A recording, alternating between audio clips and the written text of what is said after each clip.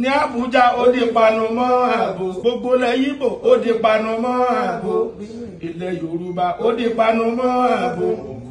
Irú wa ògiri wá padà wá gbà fún ẹ̀dá ó dàbí Ọlọ́run kò wá tán bí gbogbo national lọ́gbà wí pé ààrẹ wọn. Ẹ̀yin tèmi Saheed Òṣùpá wọ́n lọ visit MC Olúọmọ o, wọ́n dẹ̀ ń jẹ́ kí ká máa mọ̀ pé kí gbogbo àwọn ọmọ onímọ́tò gbà o kan gba MC Olúọmọ pé òun ni #1 of all national.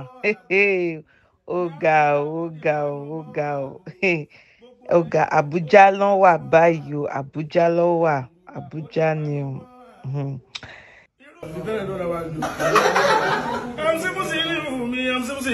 Padà di bàbá ẹnu jẹun lọ ẹnu nìkan ò dẹ̀ lè ṣe ọ̀rọ̀ MC ti di panumọ́ ààbò ní Sókótó ó di panumọ́ ààbò ní Àbújá ó di panumọ́ ààbò gbogbo ilẹ̀ Ìgbò ó di panumọ́ ààbò ilẹ̀ Yorùbá ó di panumọ́ ààbò irú wa ògiri wá padà wá gbà fún ẹ̀dá ó dàbí Ọlọ́run kò wá tán bí gbogbo national lọ́gbà wí pé ààrẹ wọn ni. Ó wà. Ẹ máa jẹ ẹrú lọ. Panumọ́ àbò kì í ṣe kí ni ìbábo lójọ́.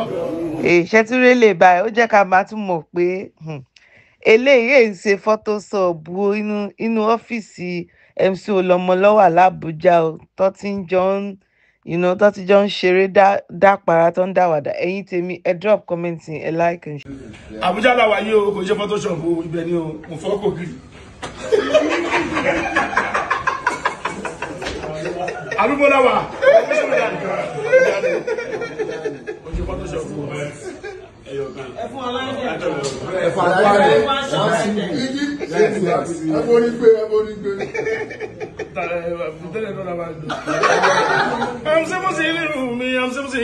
Padà di bàbá ẹnu jẹun lọ ẹnu nìkan ò dẹ̀ lè ṣe ọ̀rọ̀ MC ti di panumọ́ ààbò ní Sókótó ó di panumọ́ ààbò ní Àbújá ó di panumọ́ ààbò gbogbo ilẹ̀ Ìgbò ó di panumọ́ ààbò ilẹ̀ Yorùbá ó di panumọ́ ààbò irú wa ògiri wá padà wá gbà fún ẹ̀dá ó dàbí Ọlọ́run kò wá tán bí gbogbo national lọ́gbà wí pé ààrẹ wọn ni. Ó wà.